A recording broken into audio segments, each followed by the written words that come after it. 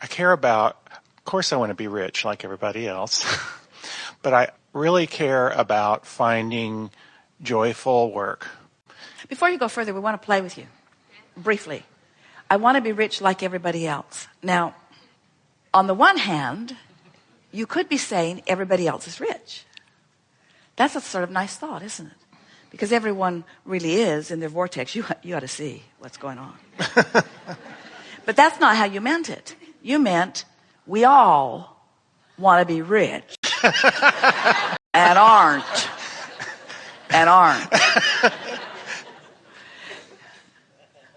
That's all. Continue. Did you watch the wedding yesterday? Is that what you want? No. We don't think so. No. So I want to be joyful in how I create a living, and I want to do it in a creative way that enlivens me and those that I'm working with. And I feel very challenged in doing that, and I've been reaching for that for a while, but don't seem to be there. Well, the reason, and a lot of people are, as you were pointing out, a lot of people are having some of the same experiences, but here's why.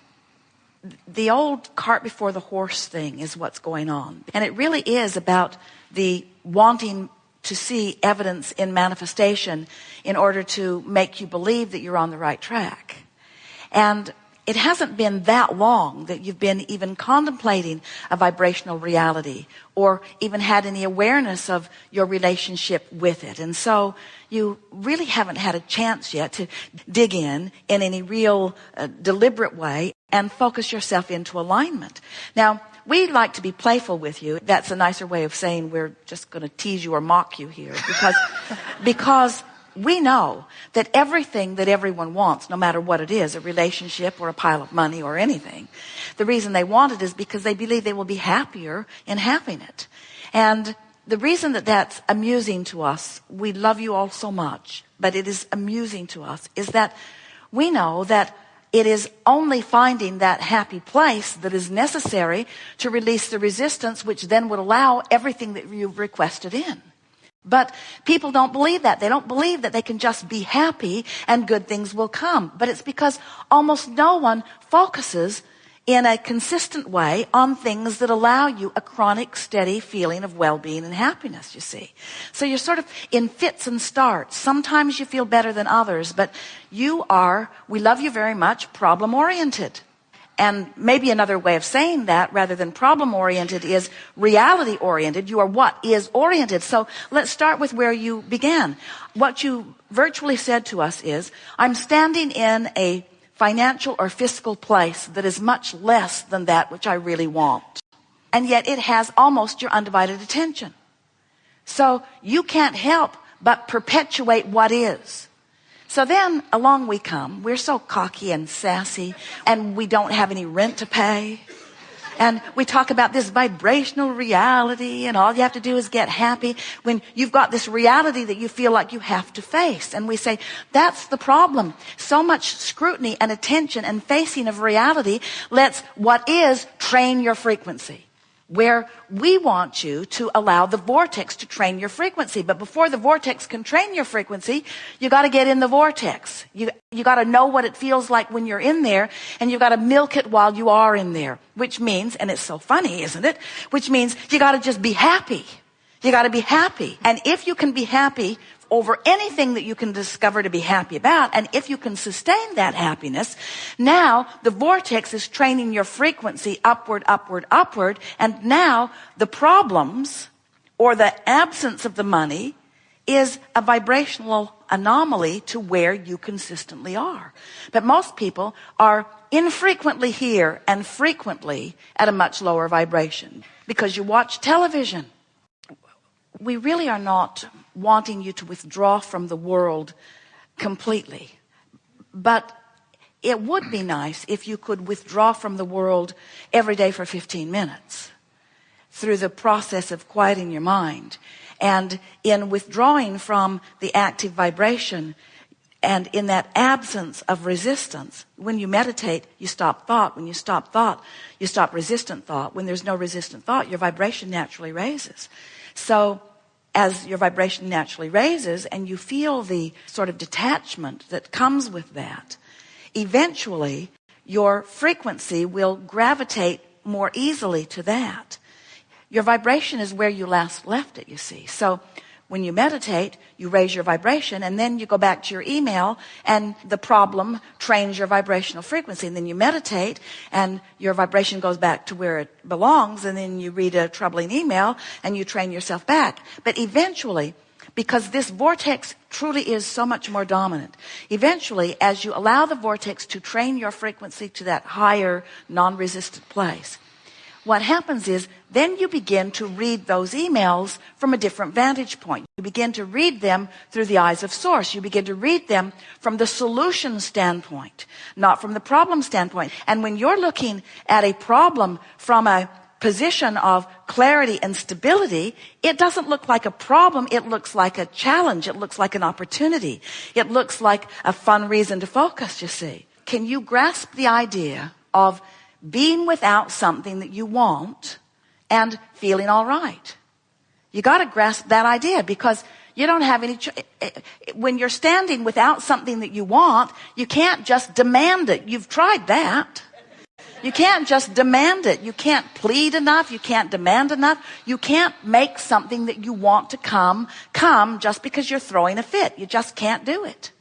And if your mother accommodated you when you were little, she did a big disservice to you, because she's not following you around fulfilling your dreams anymore when you're throwing those fits. And so you can't just stand in a place, and you have no choice. When it's not there, it's not there. And it's not coming until you feel differently. And so what we want you to understand is that you've got two choices. You can be without something you want and feel horrible, or you can be without something you want and feel fine about it. And that sort of twists your brain into a knot, doesn't it? Because most people are so used to just responding to what is. Something good happens, you're happy. Something bad happens, you're not happy. But then you're in that uncomfortable and impossible situation of controlling uncontrollable conditions. You cannot control the wars in Afghanistan.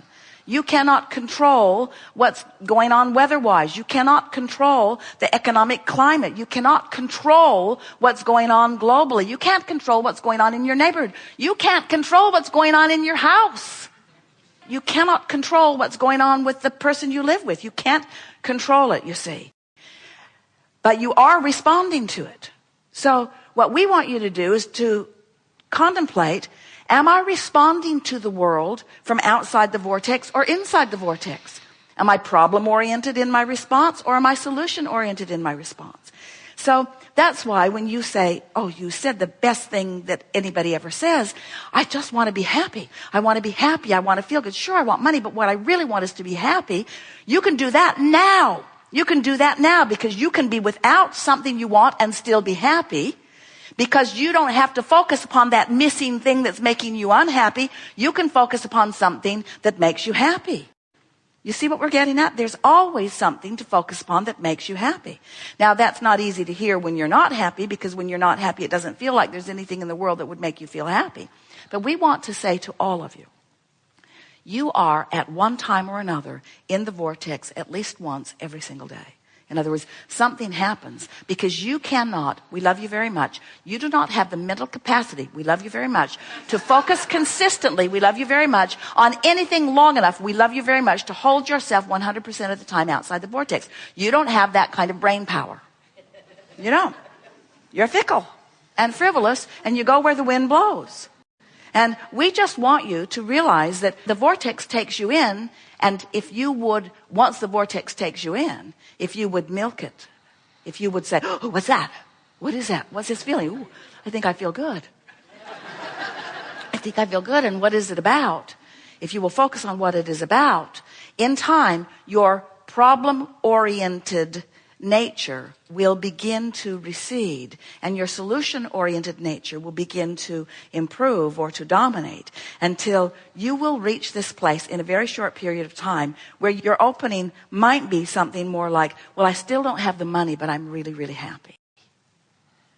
I'm really, really happy. And once you're making a statement like that, the money, the relationships, everything else that you want is on its way. It's on its way. It's percolating right now. It's already a vibrational reality. And in your happiness, this is the thing we want you to hear.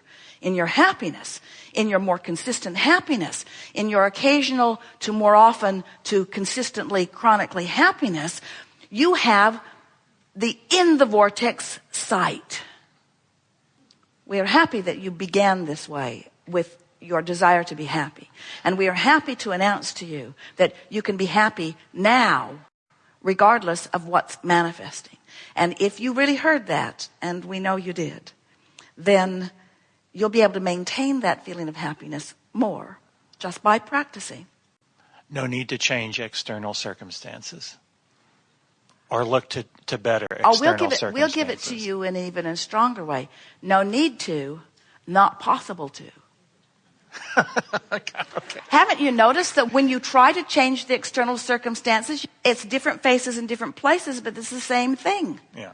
It's the same thing because your vibrational frequency didn't shift. So when you make effort from outside the vortex, all it does is practice that vibration more and bring you more of that. Now, the good news in that is that more of what you don't want puts more in your vortex. But friends, your vortexes have enough in them to keep you happy for 20 or 30 lifetimes. Yeah, mine's got to be really big by now.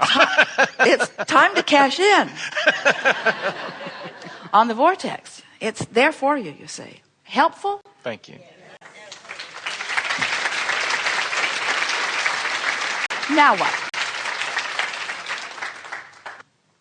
We're pleased with that conversation that we just had. It was a vibrationally moving experience, wasn't it? Aren't you clearer about everything now? Do you feel more determined to feel good? Yes. And in that greater determination to feel good, does that mean you feel more determined to focus? What does that mean? You feel more determined to chill. You feel more determined to ease up. You feel more determined to let the good percolate and become more. In other words, it's not an effort thing.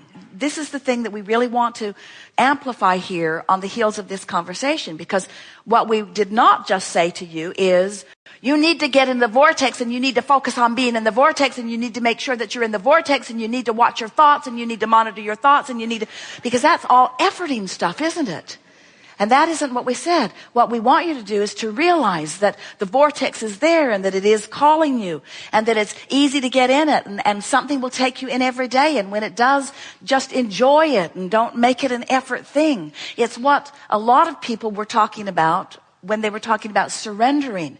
It's letting go of the struggle and allowing the well-being that is dominant to raise your vibration. Yes, you did get it.